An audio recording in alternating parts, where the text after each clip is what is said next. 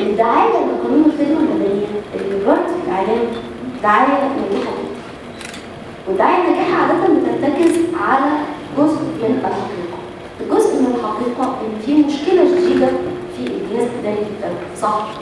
أي حد فينا بيتعامل مع الجهاز الإداري في الدولة، بيروح يقضي مصلحة، يقضي حاجة، يلاقي مشاكل رهيبة، جهاز مليء بالفساد بالترهل.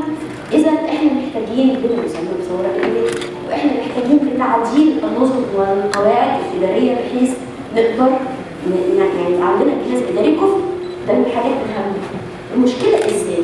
هم أخذوا هذه المقدمة اللي أي حد بيسمع إنه يجي مسؤول في التلفزيون يتكلم على إن عاجبه جهاز إداري، جهاز إداري بشع، لازم نغيره، لازم الناس يبقى في ثواب وعقاب، لازم الناس ما تبقاش قاعدة في مكانها في حالة من الاسترخاء إن أنا قاعد للأبد، اشتغلت ما اشتغلتش قاعد، مفيش ثواب مفيش عقاب.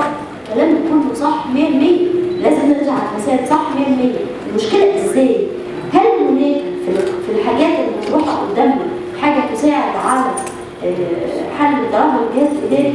من ضمن الأمثلة اللي بيقولوها عندنا 6.5 أو 7 مليون موظف، وهؤلاء الموظفين قد الموظفين اللي موجودين في اليابان 20 مرة ولا 30 مرة، ومع كده شوفوا الكفاءة اللي بيشتغل بيها الجهاز الإداري في اليابان بنشوفها عندنا. طيب أولا في هنا مغالطة ضخمة إن محسوب في 6.5 أو 7 مليون موظف دول جيوش المعلمين.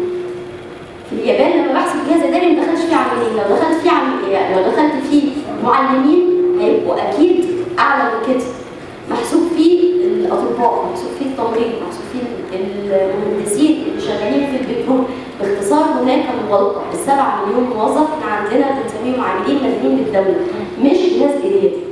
الجهاز الإداري في الدولة هيبقى حوالي 2 مليون أو 3 مليون.